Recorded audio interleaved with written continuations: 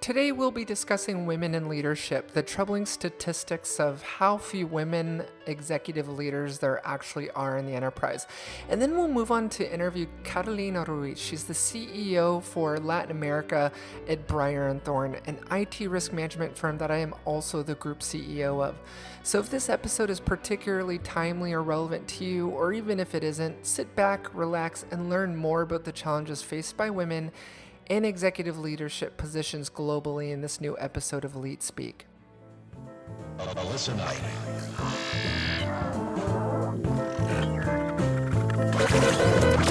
That major hack attack against Sony. First, the studio's movies. 3 days after Target confirmed the hacking of payment information from as many as 40 million customer credit and debit cards. Incoming message.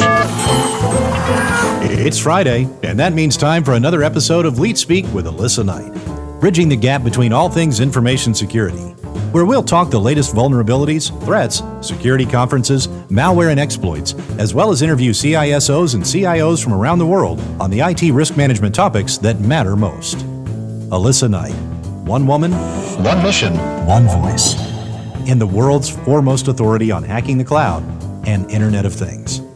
Coming to you unplugged and unleashed in this week's new episode of LeetSpeak With Alissa Knight.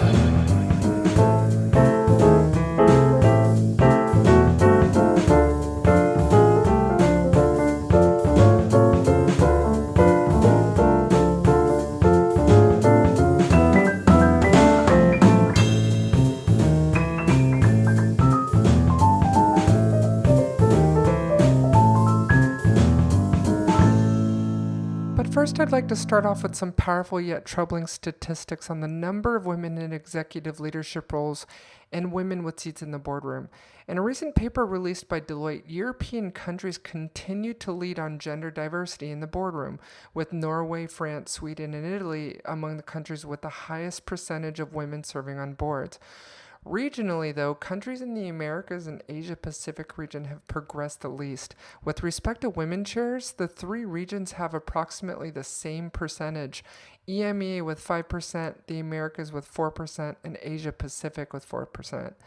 In the same Deloitte study of boardrooms of 49 countries, Deloitte found that only 12% of board seats are held by women, and 4% of those companies' boards are chaired by women across the same regions. Similarly, in a research study recently published by AAUW, for women of color, leadership opportunities in business are particularly elusive.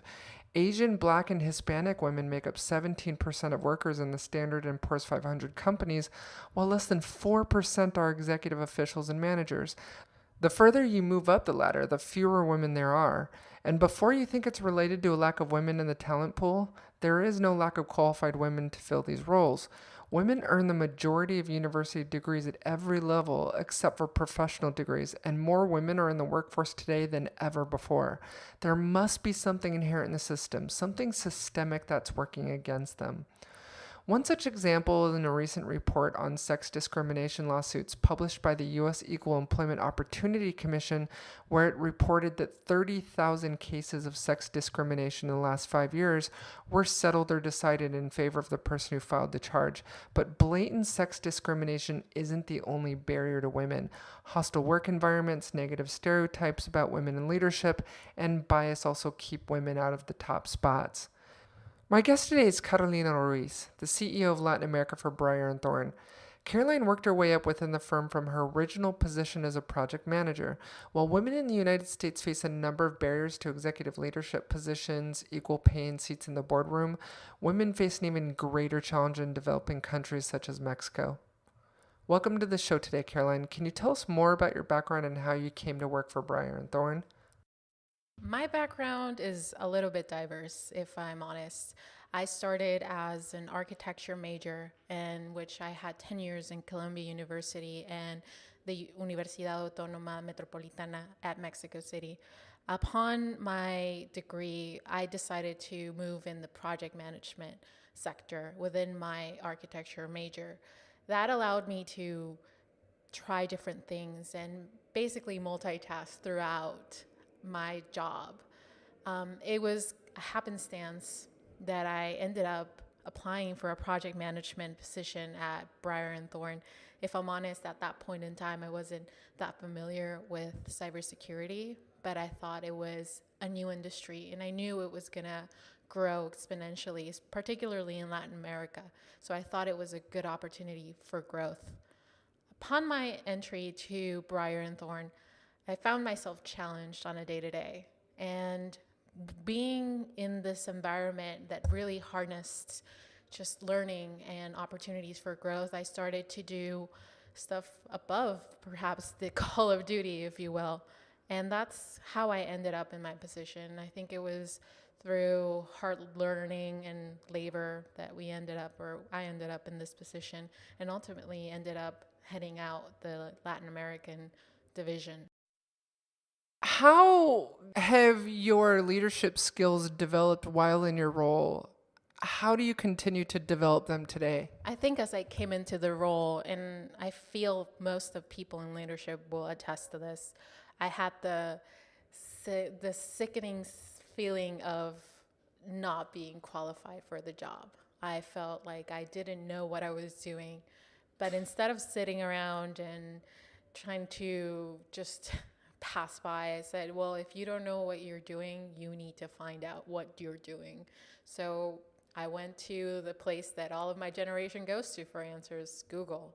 So I started Googling about leadership, about the industry, about what I was doing on a day-to-day.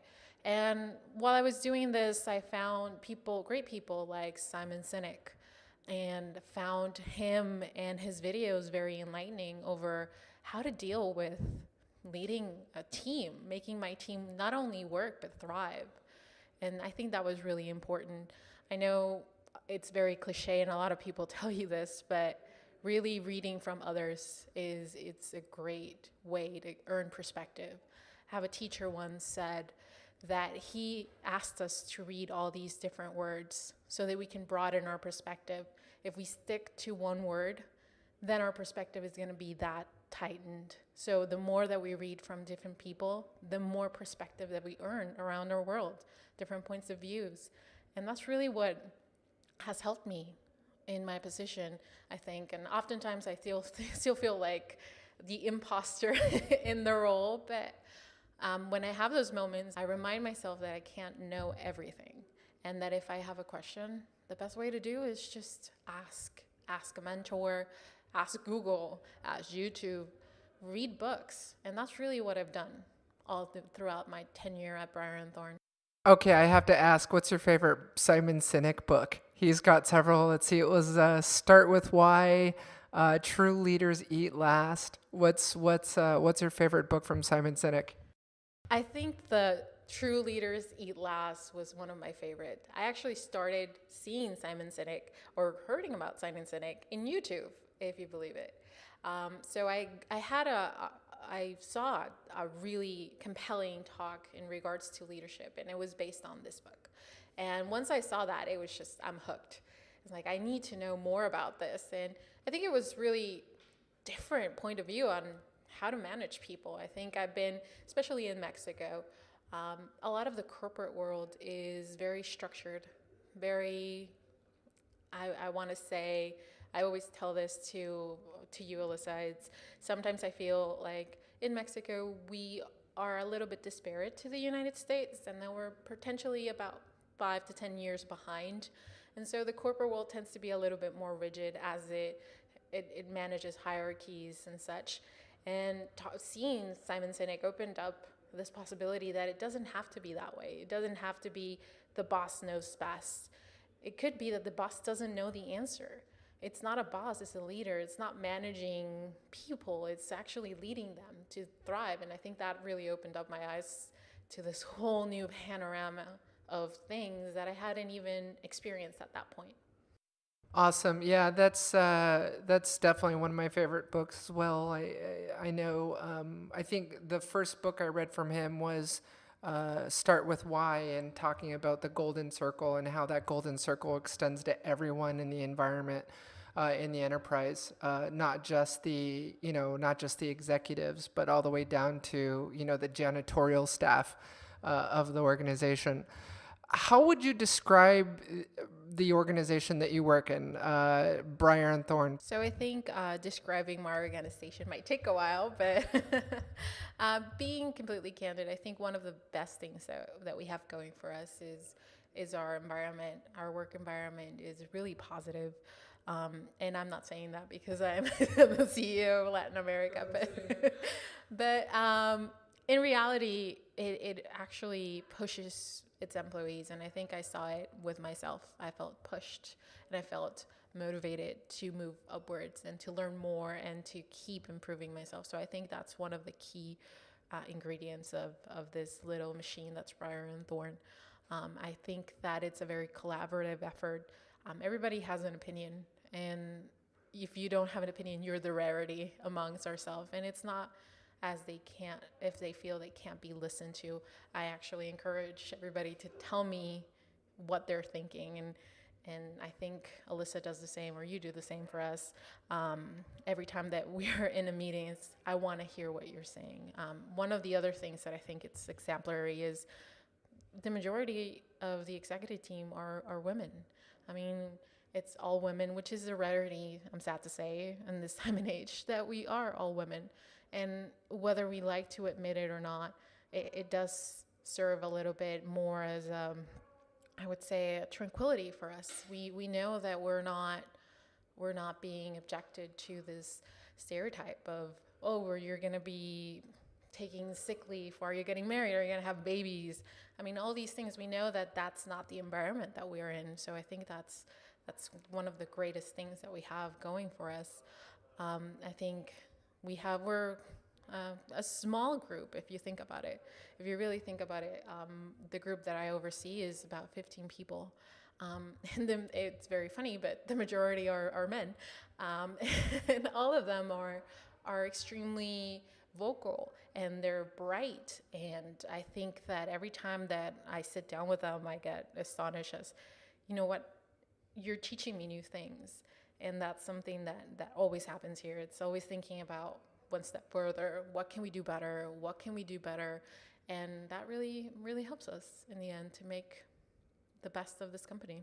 What leadership strengths do you see Mexican women bringing to the enterprise? You know, I mean, obviously women bring a different dynamic in leadership, but what do you feel are the nuances that Mexican women bring to leadership roles that may be different, say, than an American female executive or a Black female executive, or what do you feel is a different dynamic that being Mexican brings? I think ultimately in our Mexican culture, and probably I'm debunking a bit of a stereotype here, we've been perceived as this culture that is led by machismo, but something that is very intrinsically in all of our families, intrinsically woman, is at the fact that what my mom says goes. So the mother and the female is a great figure in our families. And I think that's the way that we've been raised. And if I talk to most of my guys, they're Mexican, they'll let you know that they're not scared of dad, they're scared of mom. And I mean, it was wonderful to see that. And I'm going to quote probably the least appropriate movie at this point, but I don't know if you saw Coco. I mean, seeing that is how it works. It is a subdued matriarchy, if you will, and I'll use this subdued because we do have that problem with machismo, and we do have that sense. But in the home, that's grandma's place, that's mom's place. And so I think having that and having the machismo component also allows us to already be very exposed to the difficulties in the workspace, and that helps us in overcoming it, because it's been something that's been going on as far as we've been Mexicans, to be a better part. So I think that's one of the key features, bringing that dynamic. Also, we are very family oriented. I think if you talk to any Mexican, they'll let you know family is first and family is last. So everything ends and starts with our family. So we understand the need to, you know what, your mom is sick. We understand the need to, okay, drop everything and go get her because she is sick. And that's what I think characterizes our culture. We're very home driven. We already have been facing this obstacles at home, and it's just a part of preparedness for the workspace. How do you see leadership in a cybersecurity firm differently from leadership in other industries? Obviously, cybersecurity has its own nuances from other markets. How do you see leadership differing, if at all, in cybersecurity in an executive role than in other industries? I think that leadership in cybersecurity really is distinguished by the fact that you are in crisis mode every single day. So we start at critical. That's really what it comes down to. So I mean, we have the nuances, and I know that other industries may have similar, like first responders, talking about the medical facilities. All that is very similar to what we do, and in that you're coming into a crisis and trying to solve it the best way you can. So really doing leadership in that environment is very tricky, if I'm allowed to say that word, tricky, for lack of a better word. I would say that because you're in this stress, you are forced to make, at times, decisions with very little information, if none, and make sure that you're mitigating the impact that it has on your clients and on your industry. One of the other things that makes it different is the fact that we really have to learn continuously. There are 0-day exploits coming up every single day, and having to prepare yourself for not only what we do know, but what we don't know is one of the biggest parts. So there will come times that I'm sitting in bed and just like browsing through my phone, and I see an article pop up over a new discovery or research on how to hack a router using LED lights. And immediately what I'm thinking is, oh my God, what happens when this becomes wild or is released into the wild, as we refer it, when an exploit is actually being used by hackers actively. So I start thinking about these things, because it's not an if and when they're gonna, it's a when they're gonna happen. It's not an if they're gonna happen. So I think that's really what differentiates us from other industries, is that crisis mode, that having to think 10 steps ahead, and that having to multitask while doing the everyday tasks that we have to do in leadership. So definitely a whirlwind.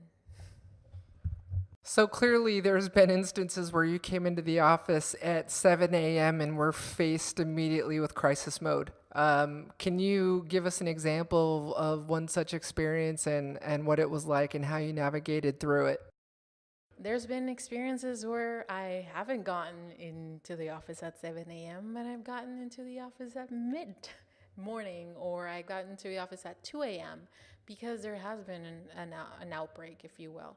I think one of the most notorious ones was when we were facing WannaCry. I mean, that was definitely something that hit the industry pretty hard. We were not only trying to respond to active threats, but we were trying to prevent threats from other clients. So our SOC was at the highest level of alert. We were all, for lack of a better term, paranoid. And so we kept on looking and having resources available. And that meant being up until 2 a.m. and making sure that if we detect something, we call our clients, and making sure that the things that we have detected are contained. So yeah, definitely a memorable occasion. Lost a lot of sleep over that one. But there's a lot of incidents that do happen. And most of these incidents, I'm afraid to say, are middle of the night. I remember configuring my phone to make sure that certain types of emails will generate an alert that will wake me up in the middle of the night, to make sure that if something critical happens, I'll be in the know and I'll be able to support my team through it. So in your opinion, you know, you've read a lot of books on leadership.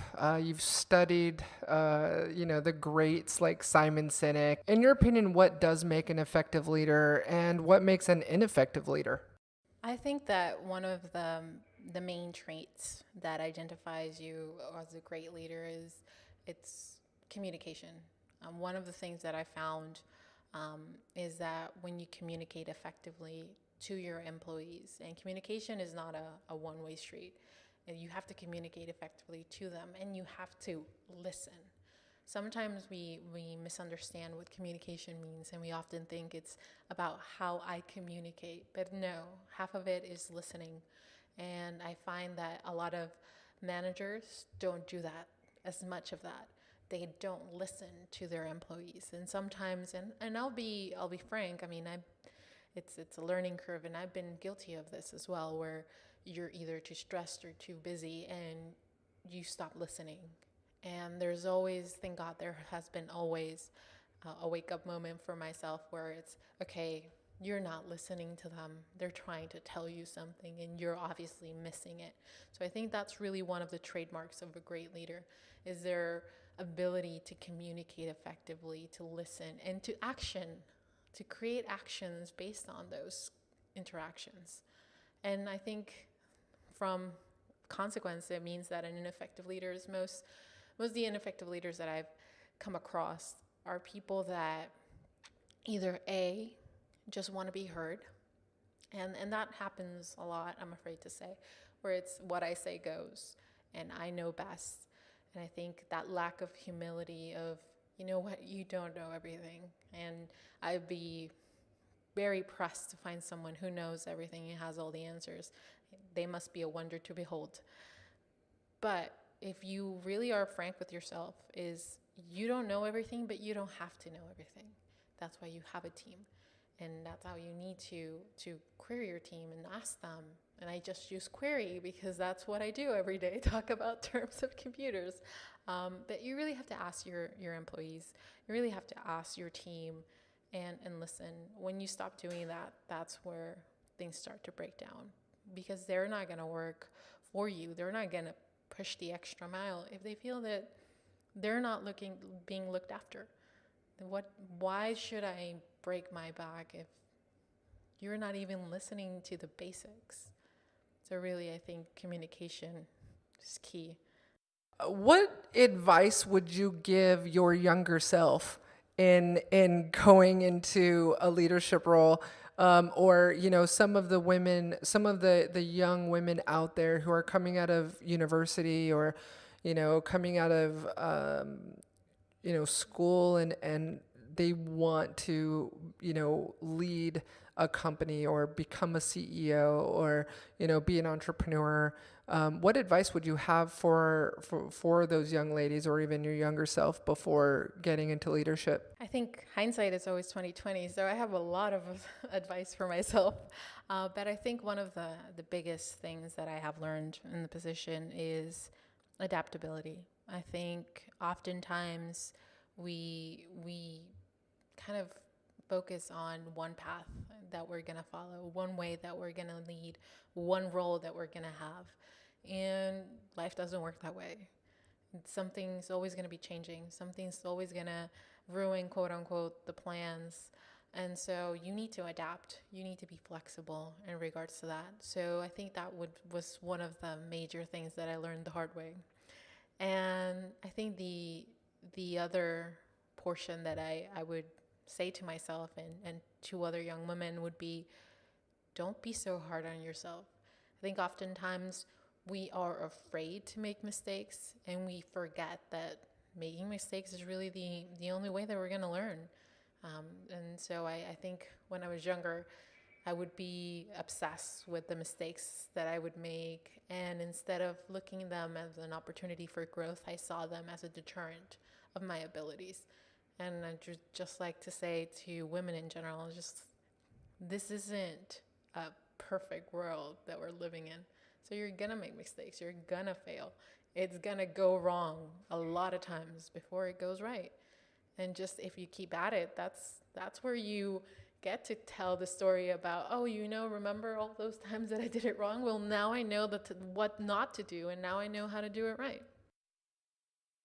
Awesome. Yeah. It's funny. I'm and I think I've even gone to you and said this in the past, that it's almost like we, not just other people expect of us as leaders to know everything, but we expect that of ourselves to know how to do everything. And I know over the last few years of working together, one of the things that seems to resonate the most between us is, the feeling of, I have no idea what I'm doing, like, I have no idea what I'm doing. And, I think leadership isn't knowing what you're doing. I think leadership is learning what to do. And that constant pursuit of developing yourself as a leader, developing yourself, developing your personality, continuing to develop yourself in all of these different areas, and productivity hacks, and, time management hacks, and, just being a student. To me, leadership is really just learning along the way, knowing that you don't have all the answers, that it's okay to make mistakes, and look forward to mistakes, because like you said, that's really the only way to learn. So one of the things being talked about right now in the media is the recent unfortunate suicide of Kate Spade, and how she, after selling her company to Coach, was found dead in her room, and, in a suicide. And it reminds me of kind of what happened to me when I sold my last company, Applied Watch. And, you just, for so many years, you just kind of build yourself up as this image of this particular person, and you almost lose your identity in the company. You're no longer yourself. You're the brand of the company. And when you sell that, all of that is gone. And I recall, after, this was back in 2007, 2008, where, I moved to San Francisco after selling the company, and I just fell into this huge depression. And, I became very suicidal. And, it's something that I think, and you spoke about this earlier, and I will, would like you to expound on that. But, it is very systemic in leadership, is for leaders to be depressed. And, would like to have you speak more to this kind of, this feeling that you're almost expected to be perfect or godlike, and especially, and I feel like maybe even as women, there's an even greater expectation on us, where, as a woman in leadership, if you're, if you're trying to lead a group of men, and you're really tough on them with deadlines, or you're tough on them for expectations, instead of being leadership qualities, it's considered bossy. Or if you're upset about something, it's not for a legitimate, business reason.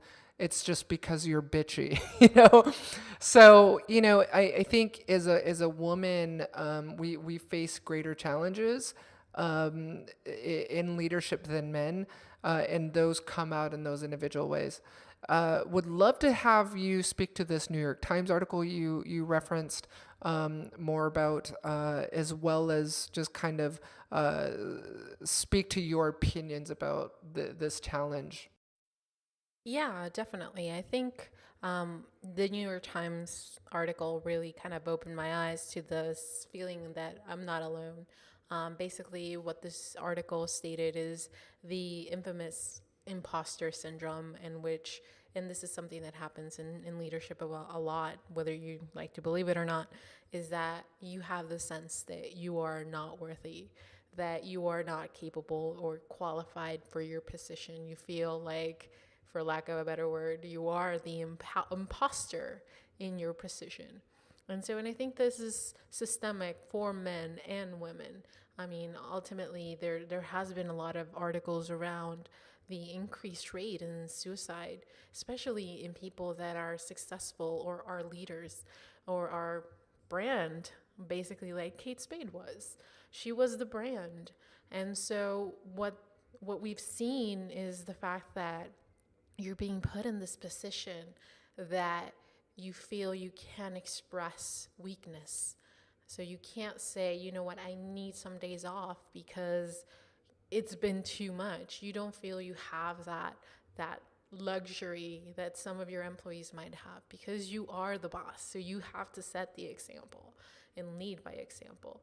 And I know in Silicon Valley recently has been that shakeup in which a lot of these CEOs are saying, you know what, we are all suffering from the same things. We are all depressed, but I'm afraid that if I express my depression or really any sort of weakness, that my employees, the board, is going to think that I'm not fit to run a company. And so for fear of losing it all, we kind of keep it all inside.